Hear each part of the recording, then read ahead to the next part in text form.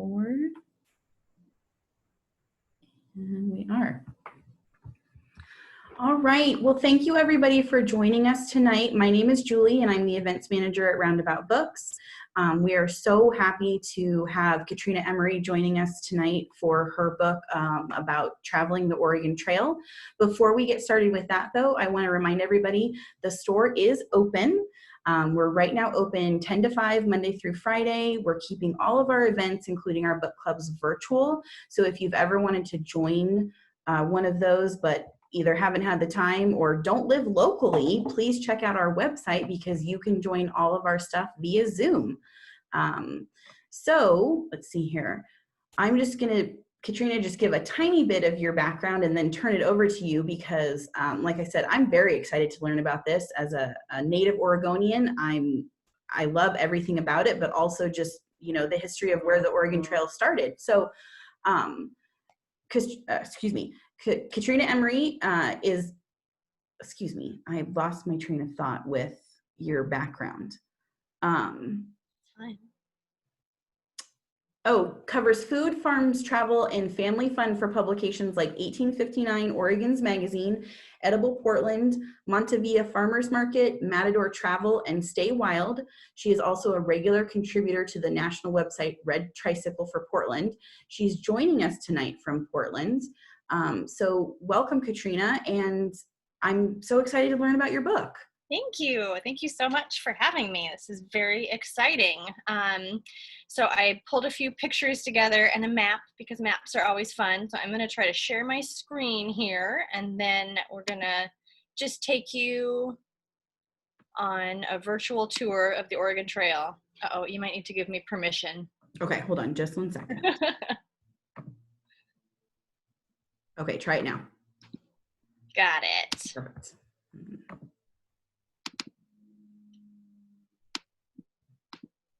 Okay, can everyone see that okay?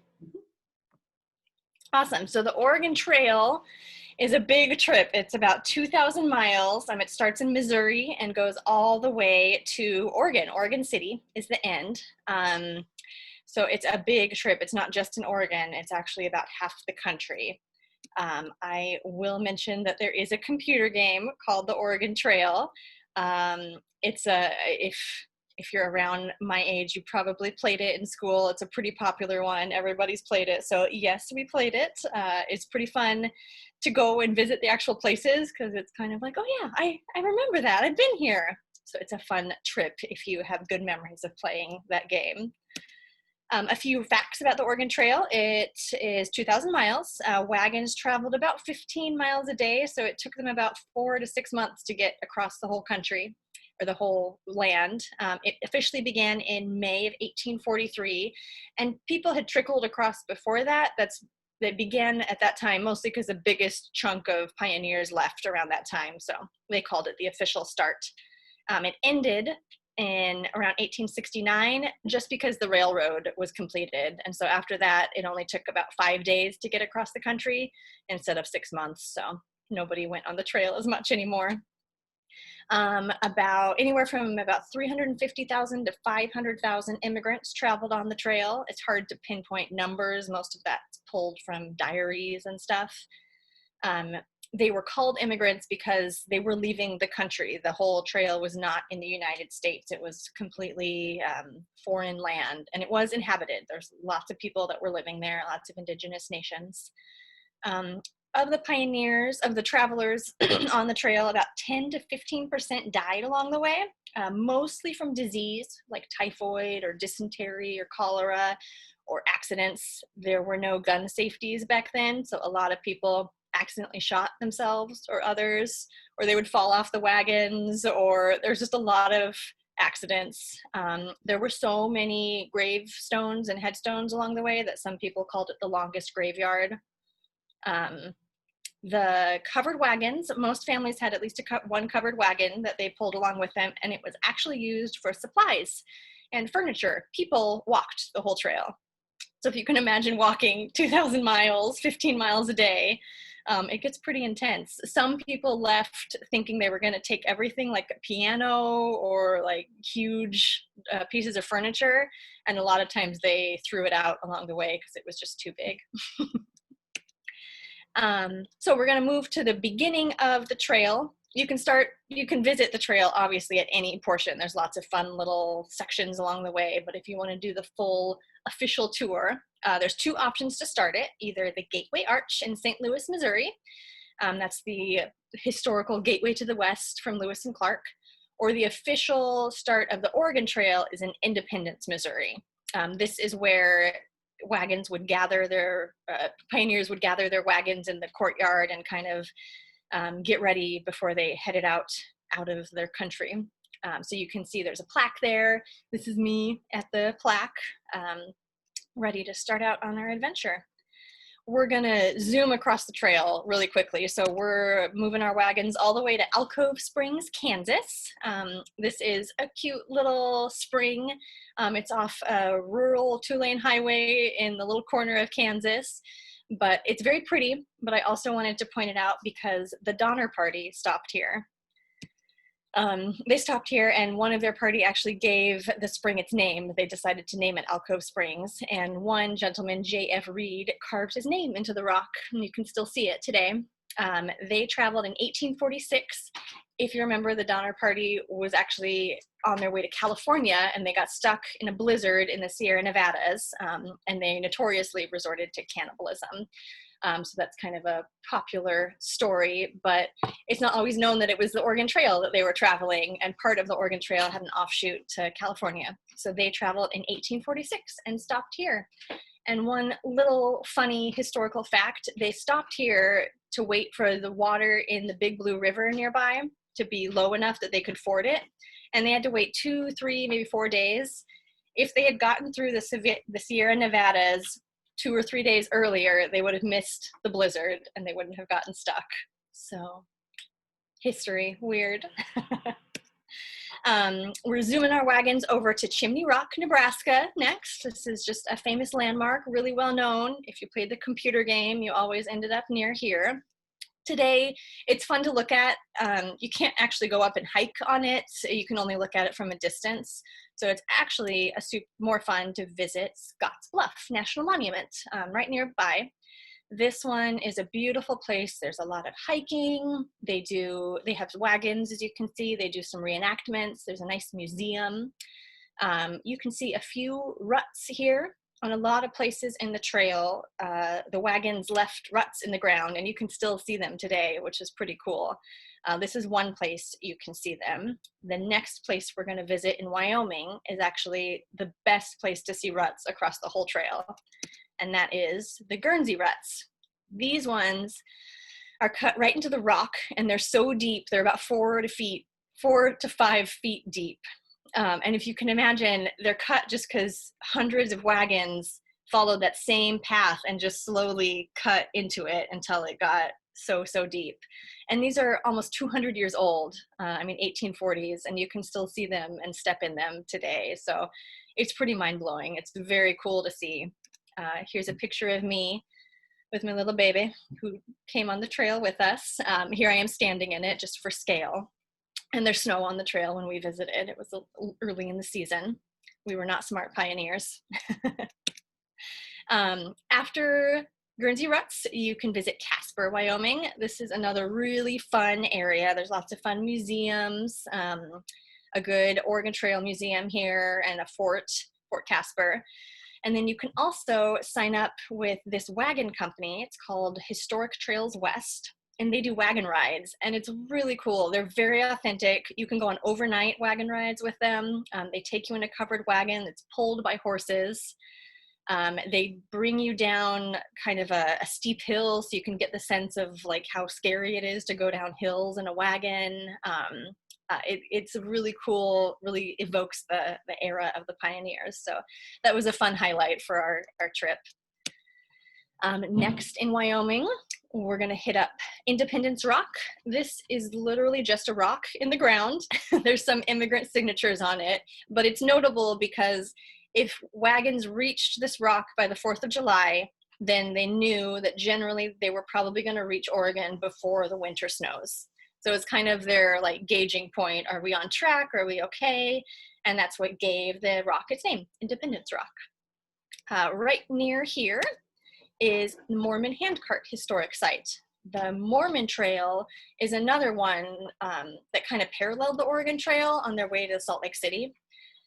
They had a lot of immigrants that used hand carts. They were cheaper and lighter than wagons. And so here you can actually try out your own hand cart. You can try pulling it around. They loaded all their belongings, all their supplies onto hand carts and literally pulled them all the way to Salt Lake City. You can hear the story about a deadly blizzard that they were caught in and just kind of the whole story of the Mormon migration, which is really interesting, kind of paralleling the Oregon Trail. And in Wyoming, it's beautiful out there. You can really get the sense of how rural and vast the countryside is. In Wyoming as well, you can see South Pass. There's not a lot to see here. It's literally just what looks like on the picture, but this is a really notable location because this is the Continental Divide. And this is a unique spot in the mountains where the pass is so gradual that wagons would kind of go up and down without really noticing they crossed the Continental Divide. And some historians note that this is actually the most important part of the trail because without here, wagons couldn't have crossed the Rocky Mountains at all. So it's really notable. Again, today there's some good ruts you can see, but there's not a lot. There's a monument, Old Oregon Trail, as you can see there. Right near here, there's a ghost town, which is fun to visit. It's a mining ghost town called South Pass. It was kind of booming in the 1860s, so a little bit after the heyday of the Oregon Trail, but it's fun to visit. They've kind of turned it all into a little museum. You can tour a mine and visit some of the old stores and get a sense of old ghost town in the middle of Wyoming. Wyoming is very big and vast, so we're gonna skip on through the rest of it and head over to Idaho. And the eastern part of Idaho, we can visit Soda Springs. This one is fun because this part of Idaho is full of hot springs and lots of different springs that you can safe to drink from. This is Soda Springs itself, and it contributes its name to the town of Soda Springs. This geyser is controlled actually by the city, so it goes off once every hour. So it's kind of fun to schedule yourself a viewing. But around Soda Springs, there's a few natural springs that you can actually drink from. It's still safe to drink. It's the same water the pioneers drank. It's slightly carbonated naturally. Pioneers used to mix like sugar or syrup in with it and make kind of their own soda pop. Or they would use it to bake with, kind of a natural leaven like baking soda. And so there's a lot of diary entries about how gauging the success of their baking experiments with the local beverage. It tastes minerally. It's a strong flavor. You can still drink it and it's safe to drink, but it's a mineral flavor. It's unique, but it's fun to try. Further on in Idaho, you can visit Shoshone Falls. This waterfall is actually taller than Niagara Falls, so it's beautiful to see. It's really cool. It's part of the Snake River Gorge, which is a beautiful gorge. It cuts right through Idaho. This is right next to the town of Twin Falls, which is a cute little town. You can go kayaking. There's a nice golf course down kind of in the canyon. The bridge here is really notable for base jumping off the bridge, so you can watch other people do it. I did not do that. We could watch. But it's a really pretty area. And then after this, we kind of zoom through Boise, which is a fun town, but we are on our way to Oregon. You finally made it. At this point, we're in Eastern Oregon, Baker City, and we're still probably about a month away from the end of our trip. So even though we're in Oregon, it's still not the end of the journey. This wagon is part of the National Historic Oregon Trail Interpretive Center. It's right outside of Baker City, and it's a really good little interpretive center. It has a lot of hiking trails around. You can see some ruts. They have some good displays and a lot of good info. And then they do a lot of cool reenactments and stuff in the summer that you can join in with. Baker City itself is also just a super cute town. They have a really old hotel. It's kind of an old, like, mining boom town that ended up sticking around. So it's fun to visit. After this, pioneers had to cross, I think I have a picture of the ruts near Baker City. Really cool to see. Not as cool as the ones in stone, but it's just really, really striking to see these still in the earth after so long, which is pretty cool.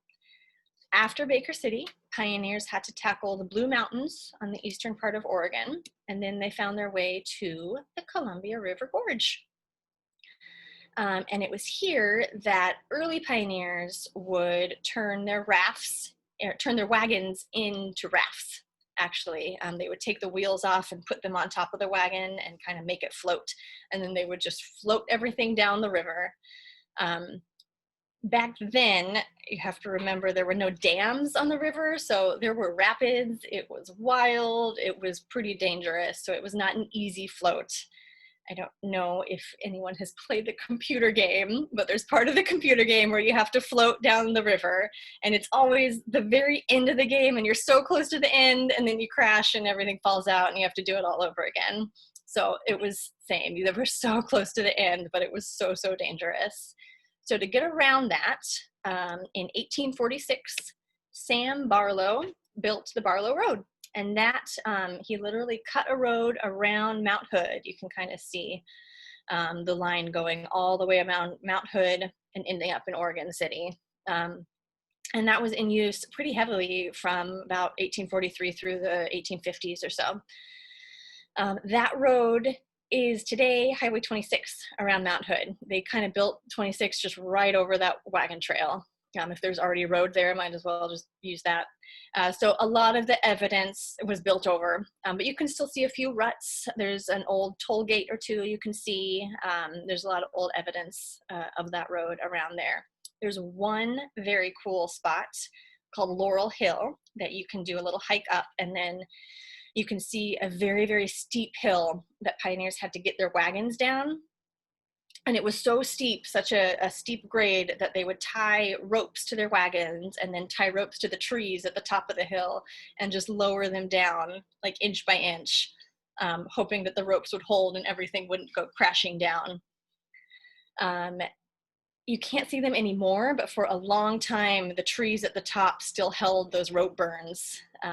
They had marks on them. The trees they're not that old, they didn't survive that long, but there's pictures like from the 60s and 50s that show those trees that still had rope burns on them, which is pretty cool.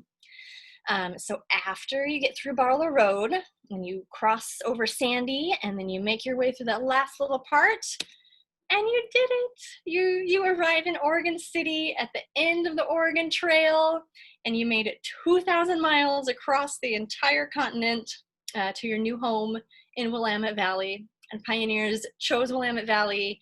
It was very lush and fertile. They were trying to boost settlement numbers for U.S. versus British settlements in Washington. They didn't want Britain to get a hold of the whole area, so they were trying to get it into U.S. control.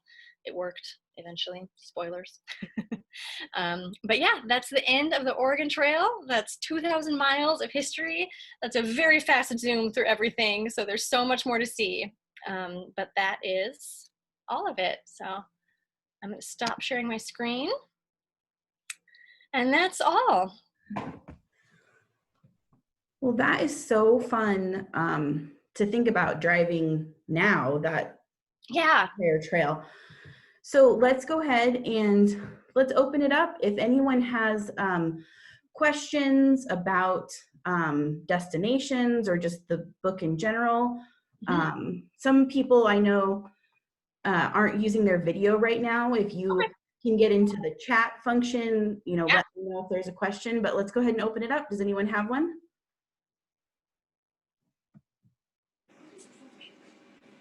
Katrina, what were some of your favorite things for families to do? Yeah, there's a ton for families. When we were traveling, I had my 3-year-old daughter with me. And I had my son, but he was much littler, so he didn't care as much. But there's a lot of fun things. The wagon rides were super fun. There's a lot of great museums. Most museums had at least a small kids area that was very fun. There were a lot of activities related to building your covered wagon, loading it, deciding what to bring. Even in Oregon City at the end of the Oregon Trail Interpretive Center, they have a whole activity based on kind of visiting the shop and deciding what to put in your wagon. How many pounds of bacon do you need? How flour should you bring? And then sometimes you can weigh it and you can see if you're overweight. Should you bring your cast iron skillet or the baking soda or that type of stuff? So there's a lot of fun things for kids. Yeah. Thank you. Do you have any questions? I was waiting to see if Esme had a question.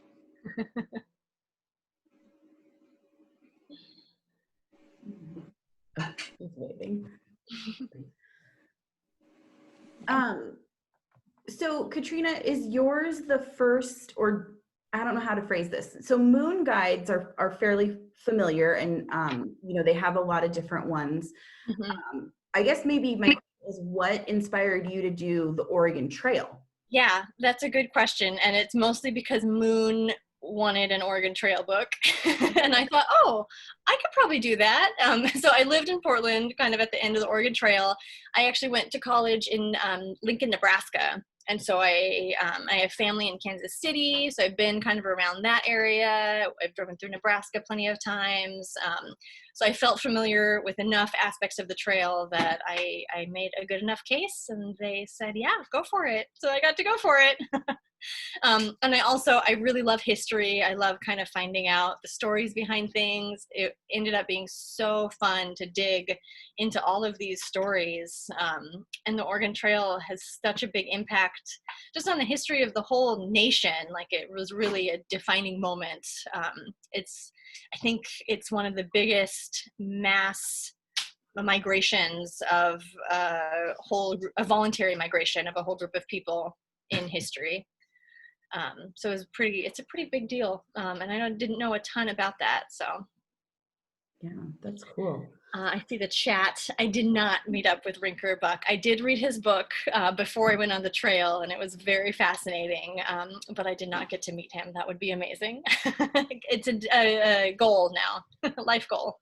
He did so Rinker Buck wrote a book called Oregon Trail. Okay, I don't remember the name of his book, but he wrote a fascinating book where he actually traveled the Oregon Trail, but he didn't cheat in a car. He did it in a wagon with mules, and he went on the whole thing. And then he wrote a really great book about it, detailing kind of his escapades and his adventures doing that.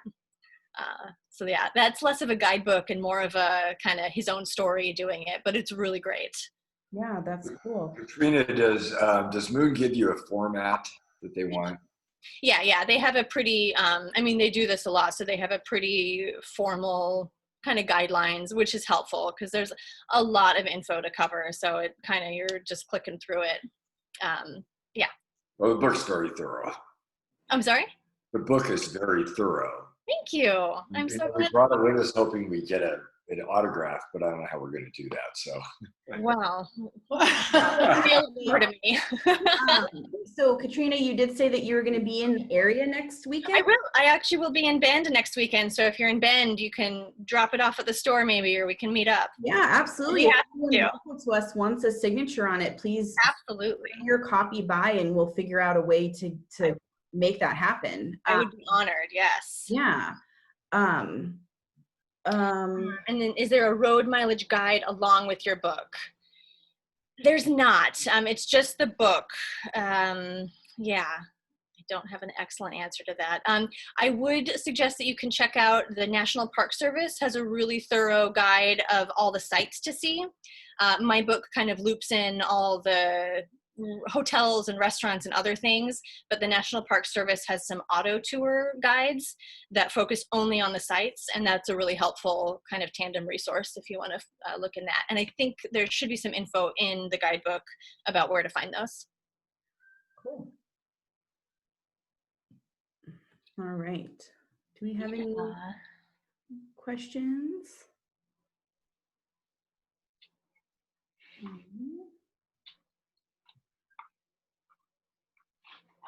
Yeah, it was a really fun trip. It was huge and epic. So it's a trip that could definitely be broken up into lots of little chunks for easier digesting. Lots of day trip opportunities or weekends or even a week-long trip. Like Wyoming in itself could easily be a 2-week trip. So there's a lot to it. It could last you a long time. How long did it take you? Yeah, so we broke our trip up into a few different ones. We did Oregon first, just because we're here. So we kind of did a few trips to Oregon City and then Eastern Oregon. And then we did part of Idaho separately. And then we did a month-long trip starting in St. Louis and driving all the way back to Oregon. And then we actually went back and did a chunk of Wyoming. So I would probably say 7 weeks kind of combined. And I mean that I had to be thorough because I had to go everywhere and really check it out and throw out the things that weren't good. So you could take that long if you really wanted to see everything, but you can drive the whole thing in 2 days if you're not stopping. So it's really flexible. You can do a lot of different things with it. Okay, cool. Yeah. Does your book go into how the indigenous population was impacted and the interactions with the settlers? It does, actually, yeah. I didn't get a chance to talk about it much in the quick presentation, but yeah, I try to go into that as much as I can. Every state we go into, we kind of talk about what nations and tribes lived there during that time. So, and there were so many, like it's hard to round everything up, but we tried our best to name as many as we could. Kansas and Nebraska had Pawnee, Sioux, Ogallala. Wyoming had Shoshone and Bannock. And each of them were impacted differently, really. And they all had different reactions to the settlers, especially in the first few years. Overall, most indigenous people were pretty friendly. I mean, it was just a random wagon or two, and oftentimes they needed help. They needed fresh vegetables, and they just hadn't planned well. So oftentimes the indigenous people gave them things and helped them, gave them medicine, would kind of point them in the right way to go. A lot of times they helped them ford rivers, which was very dangerous. Later in the trail, when there were more settlers coming in, things got a little rougher. Relations went downhill just because there were so many. People would just stream through. Cattle would eat all the grass. They would hunt all the livestock, and it really had negative impacts on the people living there. And so relations got a little bit strained. And that's, if you know anything about it, definitely went downhill with the creation of the reservation system and kind of moving the indigenous people off that land in order for colonial people to settle it. So yeah, and that also has big reverberations into us today, which is fascinating to really dig into and kind of learn the history of that. The history of reservation systems, how a lot of those nations fought back and did their best to resist it. There's a lot of history there. We tried our best to go into it as much as we can, while still kind of telling a story that focuses on the settlers, but trying to loop in as many different voices and perspectives as possible. And if you do, one more thing to say on that, and outside of Pendleton, Oregon, if you're in Oregon, go to Pendleton, and there's a Temastlik Cultural Institute. It's owned and run by the Umatilla, Cayuse, and Walla Walla tribes, and it is a really well done museum and cultural center. It basically tells the story of the Oregon Trail, but from that point of view, and it's really well done. It's a really interesting counterpoint to some of the other museums. So that was probably one of my favorite stops. So Katrina, with the numbers and the big range of 350,000 to 500,000, yeah. Is that kind of including, I guess, maybe people who took a detour, maybe say like the Donners, unfortunately, and went towards Nevada and California as opposed to continuing on to the gorge? That's generally Oregon, but again, it's very hard for historians to figure out who went where. A lot of times it was just based on, we have a lot of diary entries, but it's hard to say from this person, and they say she saw 10 people today, who was that? And so it's very, that's a very broad interpretation, 350 to 500, but that's generally mostly Oregon. Okay. But that is to say, some people arrived in Oregon and then went other places too. So right. Hard to pin that down. Yeah. Yeah. Well, it's definitely inspiring me to want to think about doing stuff like that.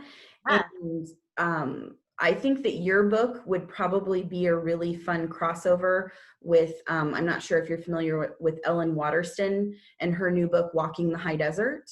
No, but I will have to look at I don't know if anyone else, if you are familiar with Ellen Waterston's work, she's a poet, but she did a book recently called Walking the High Desert, and we had an event with her, so it's on our YouTube channel. But I always kind of like that thought of diving really deep into the history of this area. I know myself personally, I love living in Oregon, so it would be nice to maybe see more of that. Let's see here. We do have a question. What was your favorite museum from the emigrants' viewpoint? Yeah, there are a lot. There's a few museums that are only focused on the Oregon Trail, kind of scattered throughout the trail. There's one in Idaho, Montpelier, Idaho. I think it's the National Historic Trails Center. I might be mixing my names up, but that one is very fun. It's a little quirky. They tell you the whole story based on actor reenactment. So you go in and you basically join a wagon tour and they bring you on their journey, including climbing in a wagon that kind of moves around. So that's kind of a funny, quirky one. But other than that, I also really liked the museum in Casper, Wyoming. Just really fun, engaging exhibits, really tells you a good variety of items and good for kids, very fun. Yeah. Cool.